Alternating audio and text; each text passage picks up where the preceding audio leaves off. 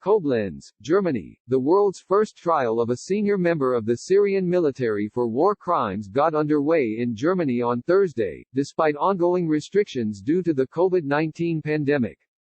The accused, Anwar Razlan, a former colonel in the Syrian military, and co-defendant Ayad al-Gharib, who allegedly worked under Razlan, had been living in Germany as refugees and were arrested in February last year. More. Because both are in custody, German law says it is important to proceed with the case quickly in the interests of justice and an efficient legal system, a spokeswoman from the higher regional court in the southwestern German city of Koblenz told Al Jazeera. The conditions for the trial had to be adapted to current circumstances so that the schedule could be kept, she said.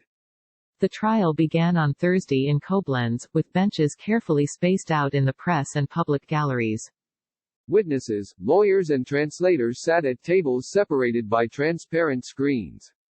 The process started with the indictment, about 100 pages long, being read aloud due to the German legal principle of orality, which requires oral evidence to be given live in an open court before the accused and judges. It included stark details of what happened to anti-government, opposition activists after they were brought to Branch 251 of military intelligence in Damascus, where Razlan supervised investigations. Reading testimony from 24 Syrian witnesses, it took two German prosecutors almost an hour to complete a list that repeatedly recounted similar methods of interrogation and torture, including being hung in stress positions from the wrists, being beaten by metal rods and electric cables, as well as electrocution and sexual violence. Detainees were often denied medical treatment and food, and at least 58 people died at Branch 251 during that time. German prosecutors accuse Razlan of complicity in crimes against humanity and allege he was well aware of the torture, inhumane conditions and resulting deaths of anti-government activists at the branch. Besides being in charge of investigations, Razlan's office was in the same building, they said. Witnesses who were jailed at Branch 251 said they often heard the screams of those being tortured. The case against Razlan is based on the period between April 2011 and September 2012, when at least 4,000 prisoners were tortured at Branch 251. Detainees were often denied medical treatment and food and at least 58 people died there during that time. Prosecutors expect to be able to prove the case by placing both defendants at the branch over those 17 months. We believe that such crimes against civilians should not go unpunished, Jasper Klinge, a senior public prosecutor from Germany's Federal Supreme Court, told journalists afterwards. Our historical responsibility means that we, Germans, must pursue this kind of case, as far as it is possible for us to do so.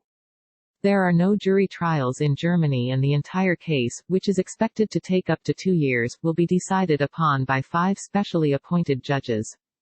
The panel, 3 women and 2 men, is presided over by senior Koblenz judge, Anne Kerber.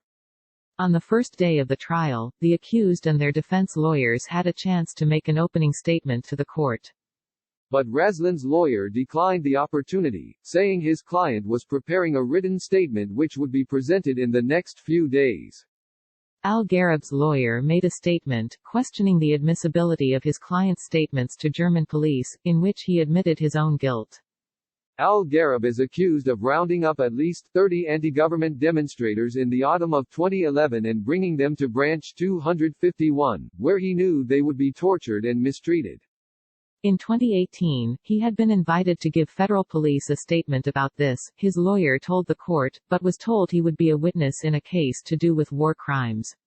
Al-Gharib was not told that the evidence he gave could be used against him, his lawyer argued. The case marks the first time a high-ranking official in Syrian President Bashar al-Assad's administration has been held to account in court. Germany is using a legal principle called universal jurisdiction to trial Razlan and al-Gharib. This allows German prosecutors to work on war crimes cases, whether they have a close connection to Germany or not. Universal jurisdiction could result in an alternative means for the international community to bring war criminals to account. The trial will provide an overall picture of the crimes committed by the Syrian government. Wolfgang Kalleck, a lawyer whose Berlin-based organization, the European Center for Constitutional and Human Rights, will represent 16 witnesses, Syrian survivors of torture and former detainees, said in a statement before the trial.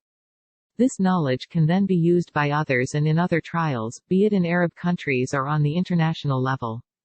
Faris Fayyad, one of the witnesses in the trial, said after proceedings ended for the day, "We need something like this to remind the people of Syria that there is justice, and there is law." I am 100% certain that this is a strong message to the al-Assad regime, and all the other dictatorship, elsewhere in the world.